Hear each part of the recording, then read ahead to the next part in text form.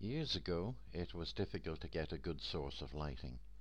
Nowadays, with the LED lighting systems available, it is much easier.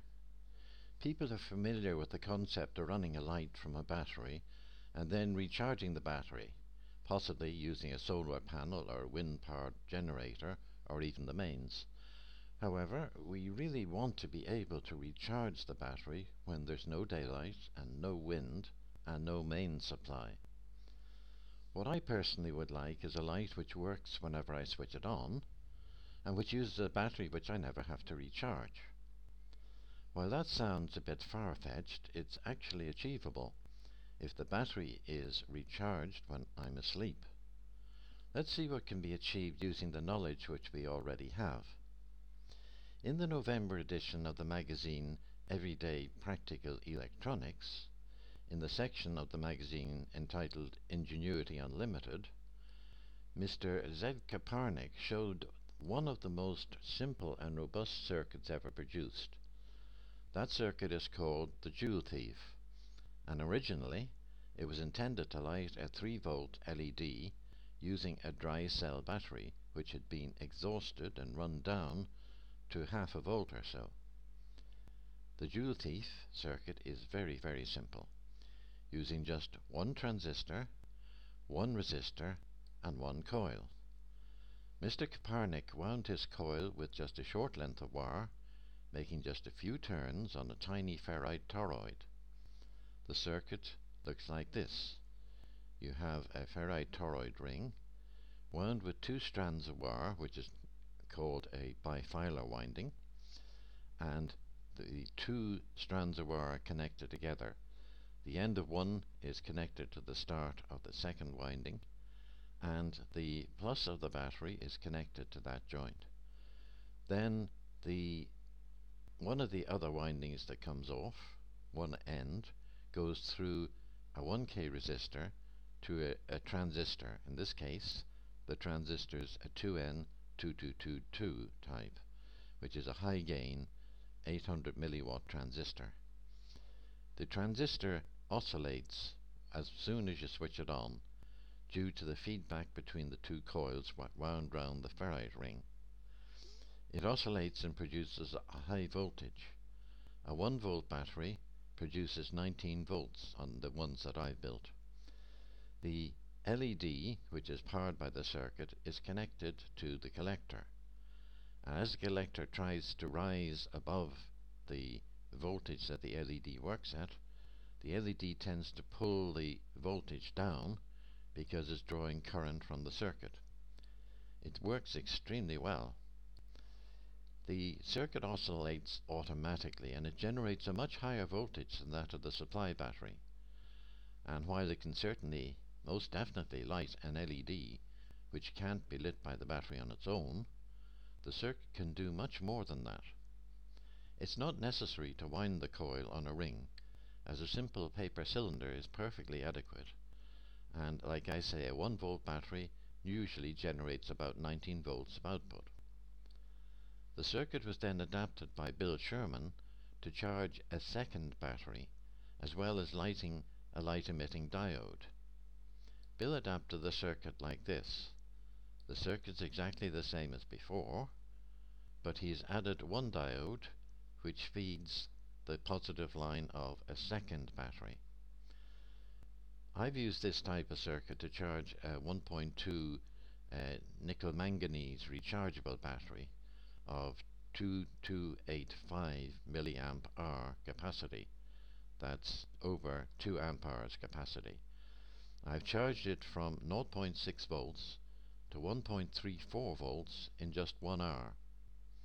The drive battery started with a voltage of 1.34 volts and ended up with a voltage of 1.29 volts, which is generally considered to be fully charged. The extra energy that flowed into the circuit came in from the excess energy of the local environment. There is a very large amount of excess energy in the local environment everywhere. The circuit's like this. You have a paper cylinder wound with 2 strands of wire, and for clarity here they're shown as being green and red. In reality, the two wires are the same color. The color is just for clarity. The appropriate end of one winding is connected to the start of the other winding to form a common point.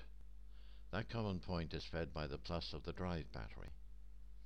One of the other ends of the windings goes to a 1K resistor through it to the base of the transistor.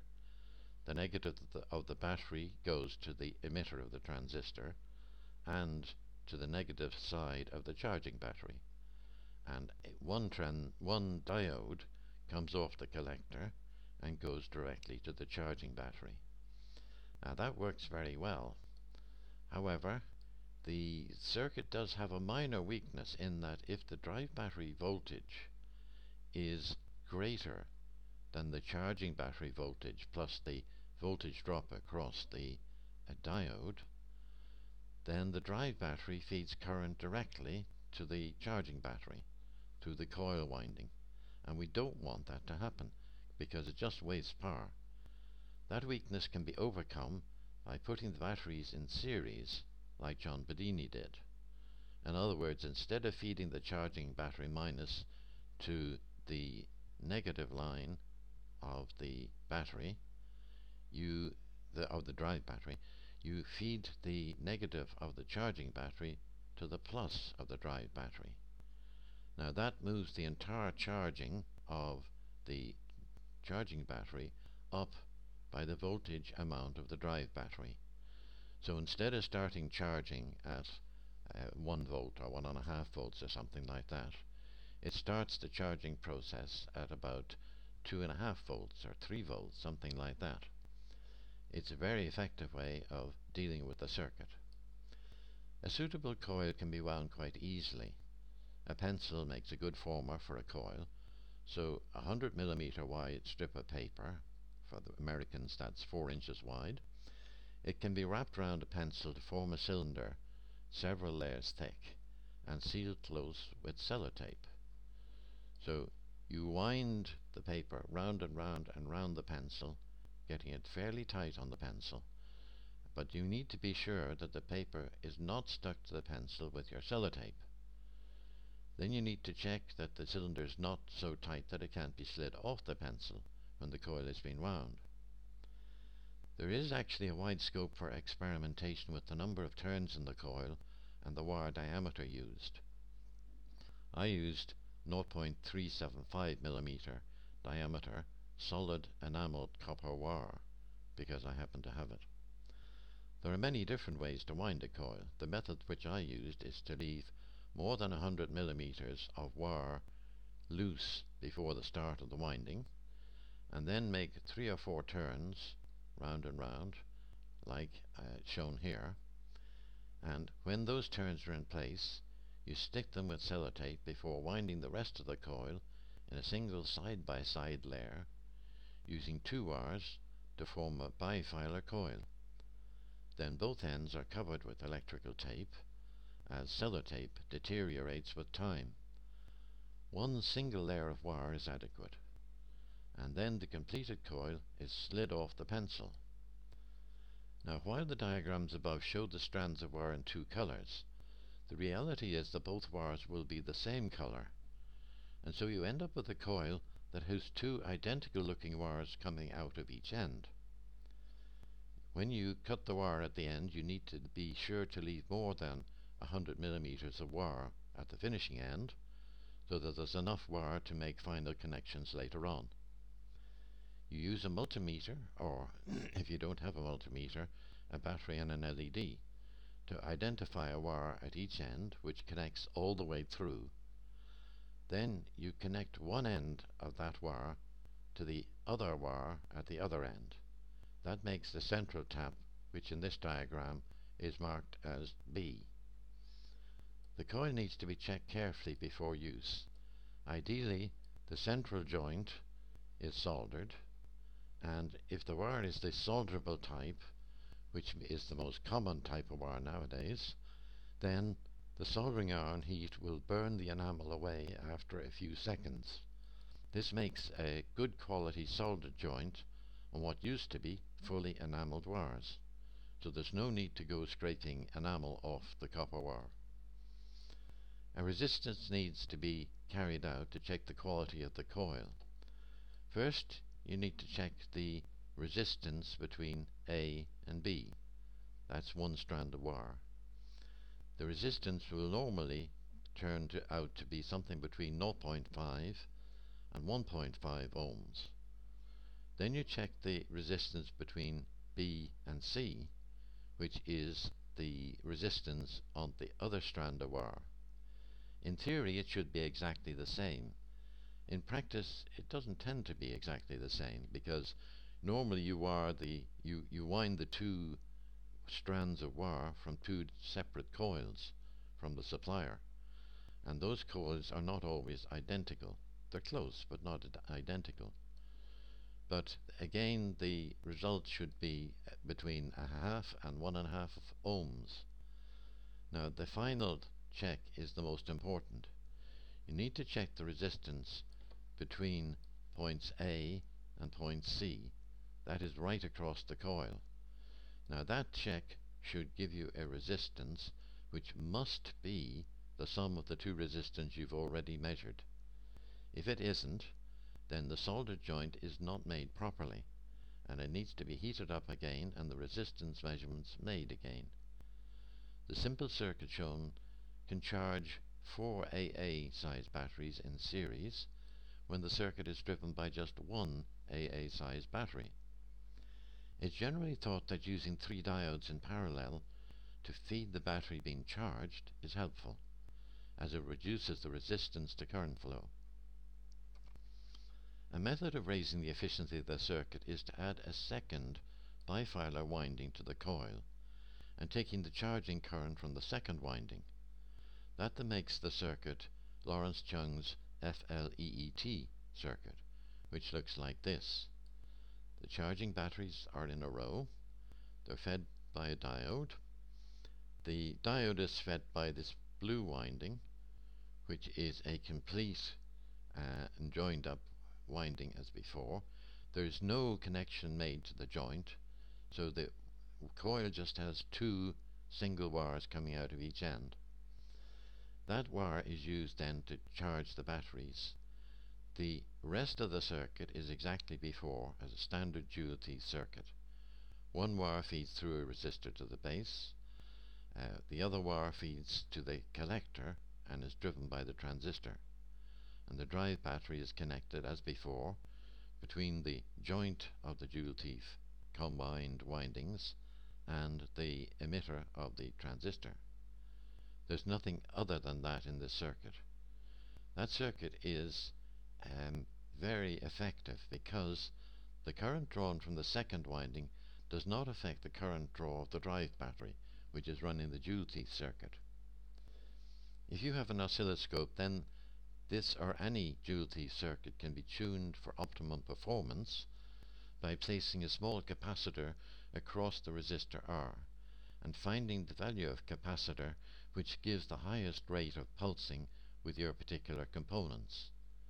The capacitor is not essential, and I've never used one, but values such as 2700 picofarads are sometimes shown. I've used the Fleet circuit to charge 2 identical lead-acid batteries, using one battery to power the circuit, which then charged the other battery. Then, swapping the batteries over and repeating the process a couple of times, I ended up with both batteries having more genuine, usable power than when they started. And since a lead-acid battery is only 50% efficient, and so it loses half of the charging current which you feed into it, my test demonstrated that the Fleet circuit performed for me with more than twice the output power compared to its input power. The additional power comes from the local environment, which has a staggering excess of power. However, keeping things simple and concentrating on the dual-T circuit, if we represent the most simple version with 3 output diodes connected in parallel, like this, that is, a rectangle with JT written on it, and the 2 connecting wires. So that symbol in a circuit diagram that I draw represents this entire circuit. For example, if we decide to produce a serious level of lighting using the 24 LED 12 volt arrays that look like this type is called G4, then we might choose a commercial DC to DC step-up converter like this one. This converter raises a low voltage much higher if you wanted to. Its efficiency is about 95%. The circuit arrangement then might be like this. You have your dual teeth circuit, which is fed through the transistor. The dual teeth circuit, its output for charging a battery, goes through a switch and charges the right hand of these two 5-volt batteries. The circuit here has got a resistor which feeds roughly 3 milliamps through it. 1 milliamp goes into the base of the transistor, and 2 milliamps goes down through the 3 diodes shown here. There may be more than 3, it depends on the arrangement that you want. Each of these diodes has a voltage drop of about 0.7 volts, which raises the voltage at point A in this particular diagram to about 2 volts.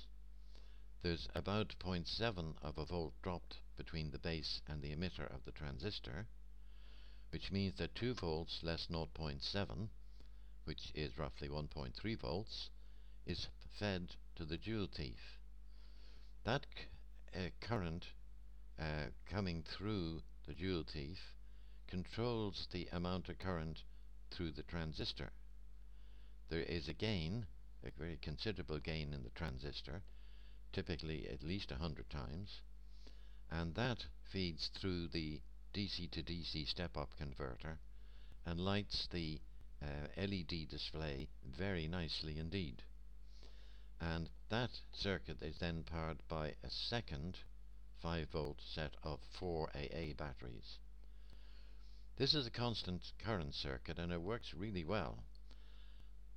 The current to the DC converter is controlled by the voltage at point A, so you can adjust it whatever way you wish.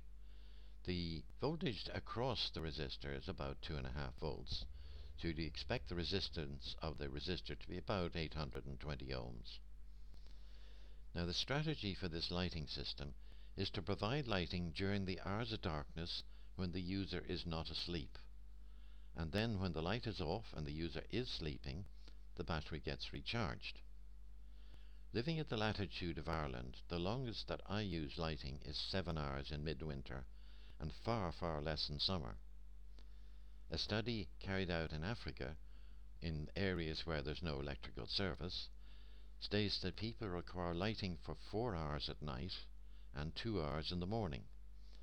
So if we need 7 hours of lighting, that leaves 17 hours during which the battery can be recharged. That's a massive length of recharging time available. As it's shown, the circuit draws about 70 milliamps, and it lights 2 or more LED arrays very brightly, and it lights them for 7 hours when powered by one set of 4 AA size Digimax batteries of the 2850 milliamp hour size. When buying batteries, please don't be misled by the numbers written on the outside of the battery. I've tested a range of batteries, applying a 50 milliamp load to a battery pack of 4 batteries and measuring the battery's voltage under load at regular intervals. Now this is what I found. These are the batteries that I tested.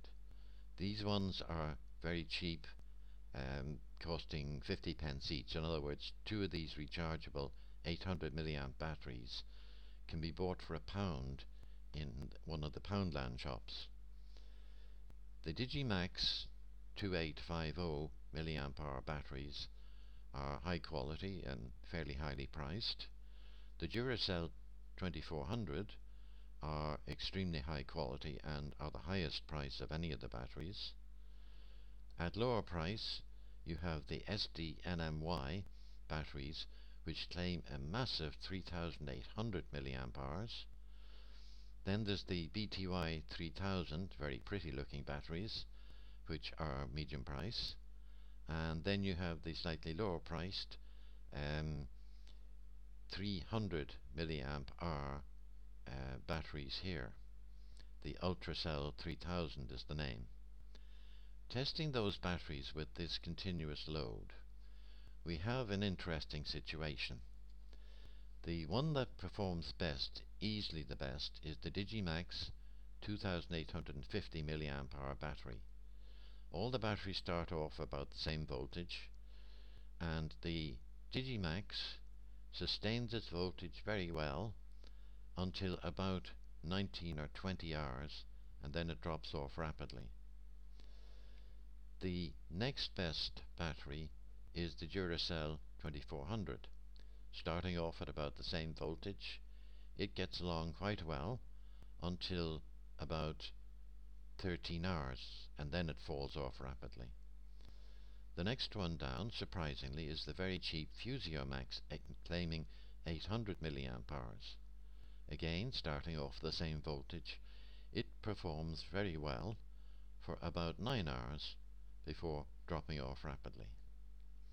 Then we come to the Ultracell 3000. If you remember, that's the one that looks like this. Now the Ultracell 3000 is shown in green. Starts off the same sort of voltage. It drops down lower than most, stays at a voltage lower than most, and dies maybe before, but certainly at least after the 8-hour mark. Then we come to the BTY 3000 MA. That's these blue and white ones. They're shown in black, and the line comes out here, and they die by about 6 hours.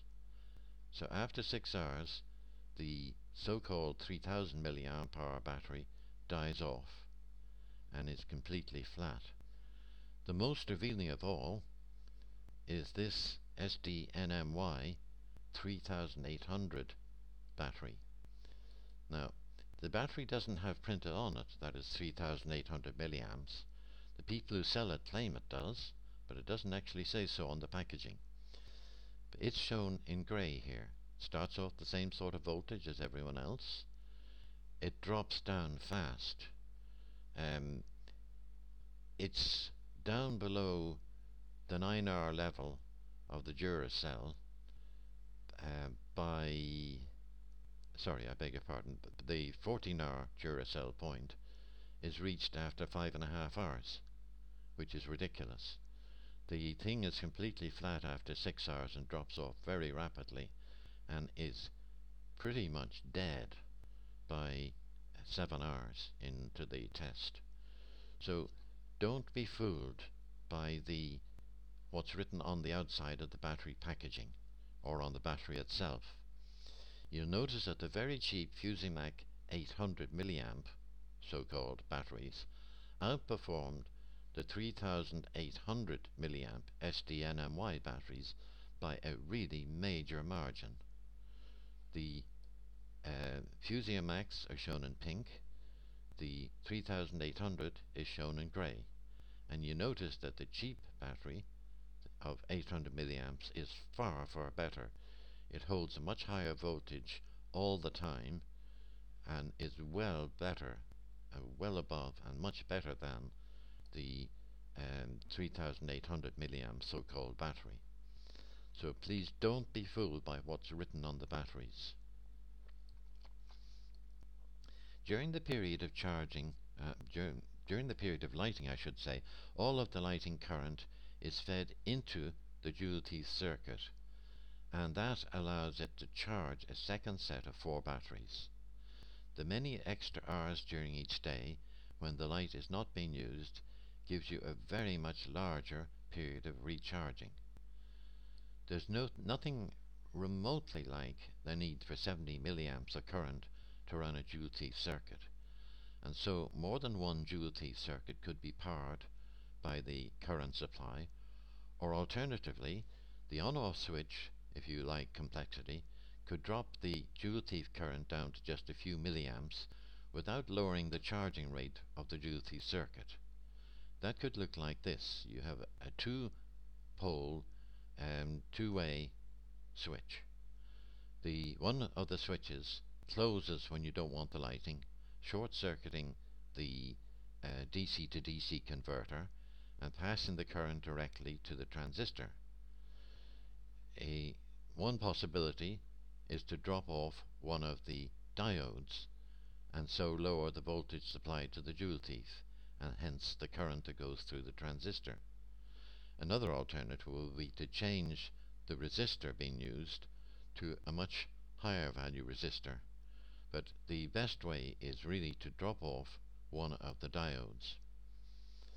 The circuit shown so far has got two sets of 4 batteries. It would be nice to swap between the 2 batteries every few minutes. Batteries which are powering a load don't charge nearly as well as batteries which are not being used and yet are being charged at the same time. However, the mechanism which switches between the 2 sets of batteries needs to have extremely low current draw so that you don't waste the current that you're using to charge the batteries. One possibility for that would be to use a 5-volt latching relay like this one here. This is a very effective relay. Internally, the relay is built actually in the size of a dual inline integrated circuit, a DIL circuit. The spacing of the pins are at 0.1 inch spacing, and the inside of the container of the relay has got 2 coils. The first coil is connected between pins 1 and 16.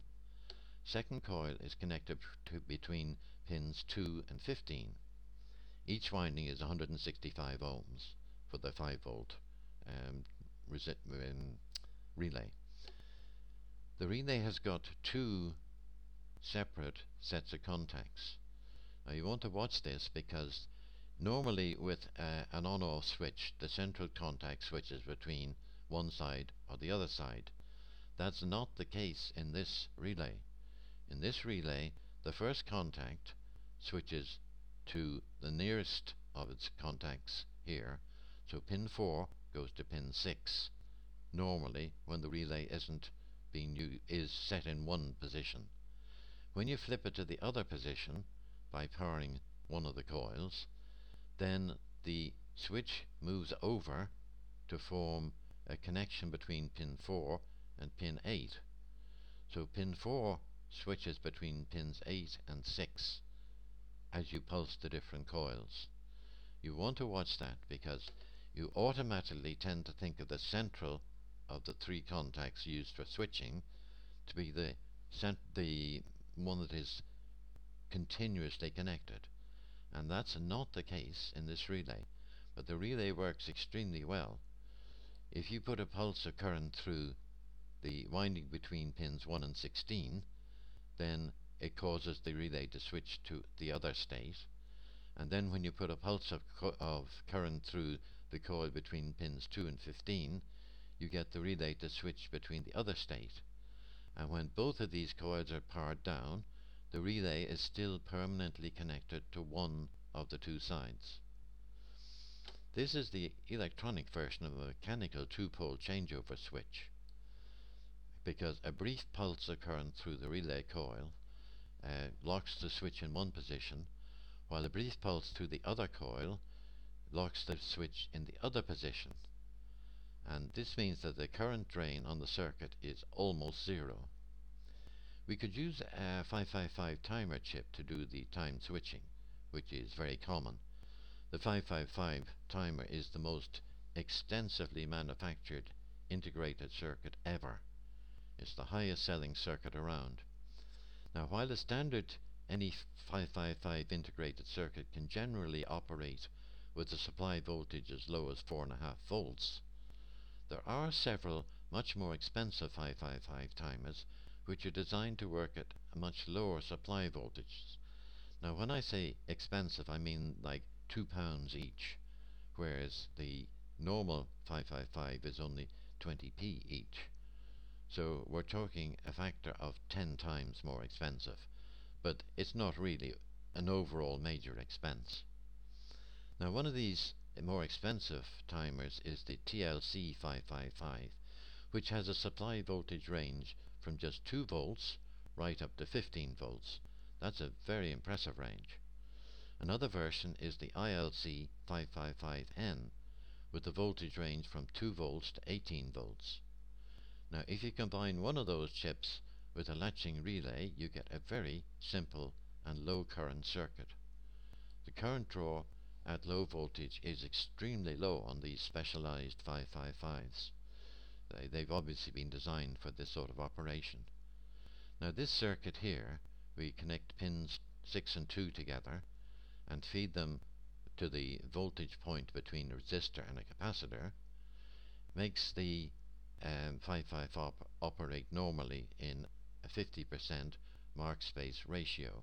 That is, the low voltage period of time is the same length as the high voltage period of time. So you get a completely even square wave voltage with the on time matching the off time. The pins 4 and 8 go to the plus 5 volt line, pin 1 goes to the 0 volt line, and a capacitor of 10 nanofarads is always wired between pin 5 and pin 1 to keep the 555 timer working steadily. Pin 7 is not used in this circuit, so it's normally left unconnected. The output then is from pin 3. This circuit is generally very effective, but the timing period, if you get it up into the high level in minutes, then the capacitor has to be very high quality with very low leakage, because the leakage will upset and augment the current that's coming in through the resistor.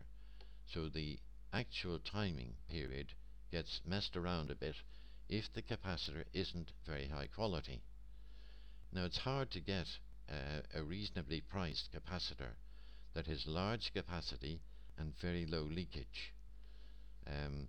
There are some very good transistors which are available to do that, but they don't tend to get made in sizes more than 50 microfarads, which is far too low for something like this. We want something like 200 or 300 microfarads to be the right sort of size to give a reasonable timing period of, say, 5 minutes on, 5 minutes off.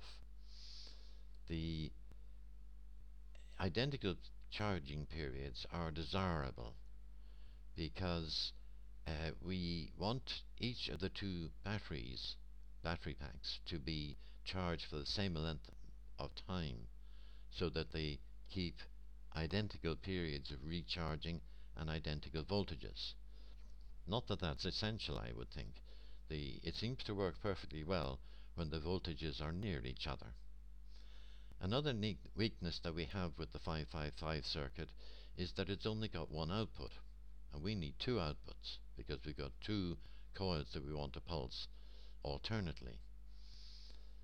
We want one output that rises when the other output falls.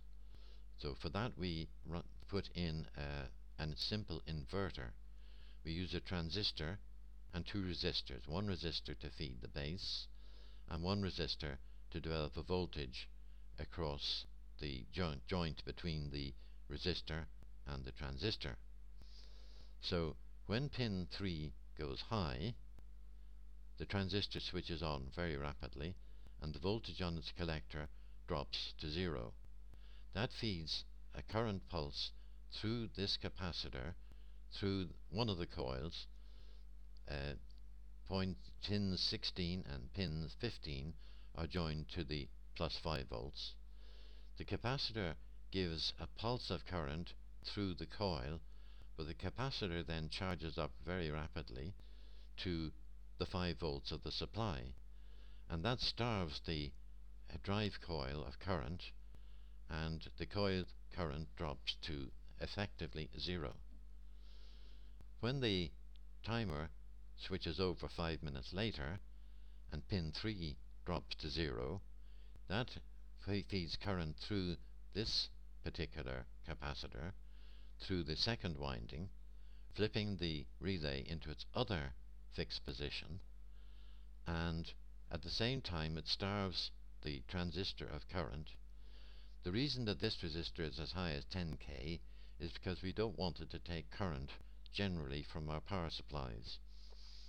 With a 10k resistor, you're only getting about a third of a milliamp in current, but the actual switching current goes through the transistor, which can supply very large amounts of current, through the capacitor, and through the coil of the relay. This is a very effective method of switching the relay. It's fine if the capacitors shown here in blue, these two capacitors, are low quality and will leak off their charge voltage within 5 minutes. Now the problem is that low quality capacitors are relatively rare nowadays, and we can't rely on a poor quality of a capacitor, so we need to connect a resistor across each capacitor to ensure that the charge will bleed away during a 5-minute period. But that additional resistor is continuously connected, and so it needs to be a high enough value not to waste any significant current. So perhaps 18k would be a reasonable choice. An 18k resistor with 5 volts across it draws only 0.278 of 1 milliamp. Now, dual-T circuits do not need anything remotely like 70 milliamps of input current if they're going to charge a battery pack well. Consequently, we can use 2 or more dual-T circuits to share the current going through the lighting LED arrays. The circuit which is shown here has got 3 dual-T charging circuits supplied by the current that goes through the DC to DC converter powering the LEDs. So 70 milliamps goes through the transistor, and it divides between 3 different dual-T circuits. The rest of the dual-T circuit is exactly the same as before, but what we have here is a large value capacitor connected across whichever battery is supplying the circuit. Now the reason for that is the actual switch inside the relay moves from one contact to the other, and it does that in about 1/5 of a second. But in that 1/5 of a second, the current to the DC to DC step-up converter is stopped, and the light in the LED goes out. Now it only goes out for about 1/5 of a second, and while that sounds terrible, the effect is not actually all that great.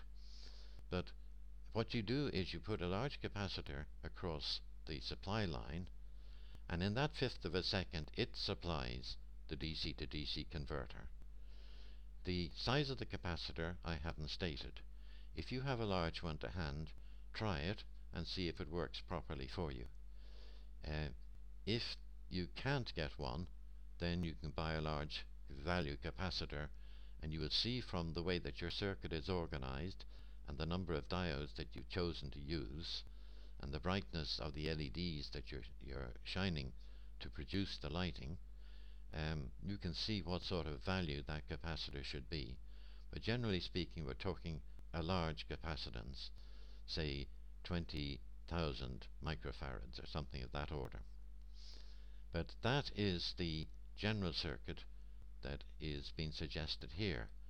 Now, if you don't use the symbol for the dual-Ts, the circuit itself is like this. You have the charging coming from 3 separate dual-T circuits going through the switch to a battery. Each dual-T circuit is a paper coil, 1K resistor, and a 222N transistor, and it has got 3 diodes coming off it. I would suggest the 1N4148 diode. They're very effective and very small and very cheap. They cost 1 penny each, so you can buy 100 of those diodes for £1. The 2N222A transistor is high gain, 800 milliwatt power dissipation, and has a high gain typically of at least 100 and usually 200, perhaps even 300. The DC-DC converter is available commercially and works very well indeed. Now, a possible physical layout for a 3 joule thief circuit like that uses, in this case, a 125mm long, 35mm wide piece of strip board. That is a piece which has 14 horizontal copper strips, when each copper strip has 49 holes in it. Why that odd size? Well, that's because a piece that size was available as an offcut when the prototype was being built. The prototype layout is like this. There is the circuit, which has just been shown larger above. There's the wiring arrangement for the relay. There is the timer circuit with its inverter, and with an 18K resistor wired across each of the drive capacitors to bleed the current off the capacitor when the circuit is not being in use, when the relay coil is not being used, and the other operation of the relay is active. It's quite difficult to say that. But here's the general physical layout of the circuit. There's the DC to DC converter. Here is shown just one of the LEDs. There can be as many as you choose to put on there. This is the on-off switch, which switches between the collector of the transistor and the positive line, and effectively disconnects the lighting arrangement and just short circuits directly to the main transistor, which is in the constant current circuitry. The three separate paper cylinder